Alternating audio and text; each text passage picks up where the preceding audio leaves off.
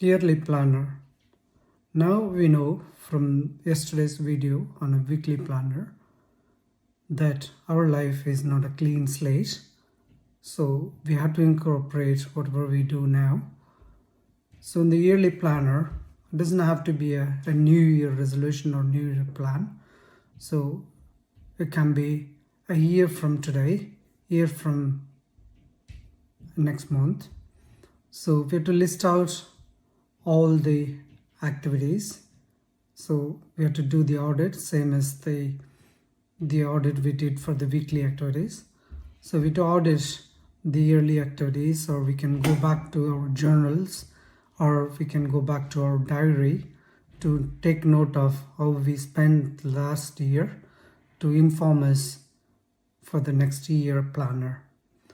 So we list out the most important goals or the things we want to do. So we can list out a 50 or 100 goals we want to do for the next year. And then we can also do the things we don't want to do informed from the last year activities.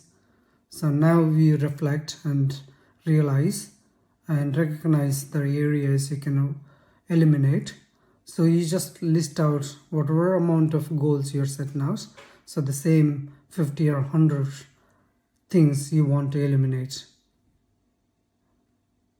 And then we'll go down, striking out.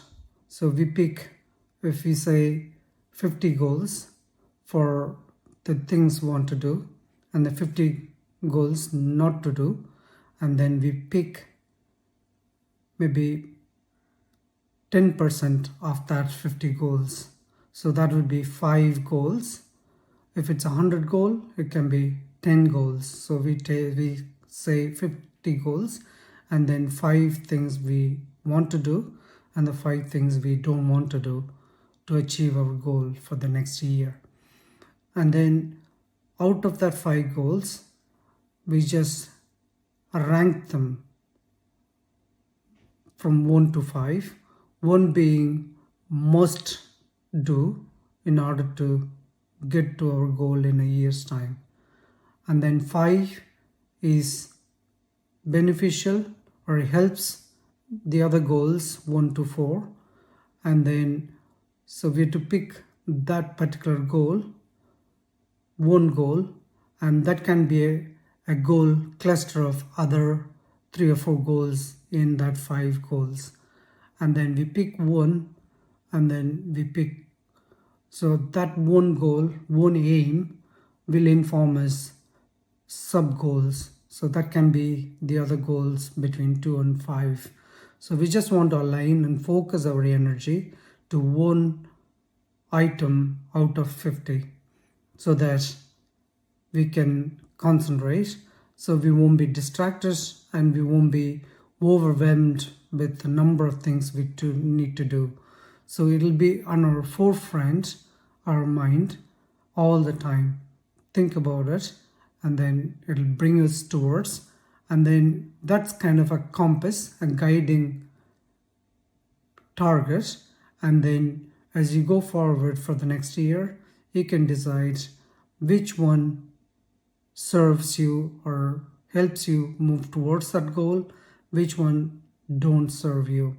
The same as we talked about the previous videos, the line on the road. So that goal is the end point, and then the line would be a path to the goal. So as we are on the road, and when we veer off from that line, from the lane, and the goal should inform us to veer back into the lane, and it avoids verging away from the goal. And the goal is kind of a compass, gives us an idea what to do, and then we can plan the activities for the next year in order to achieve that effectively.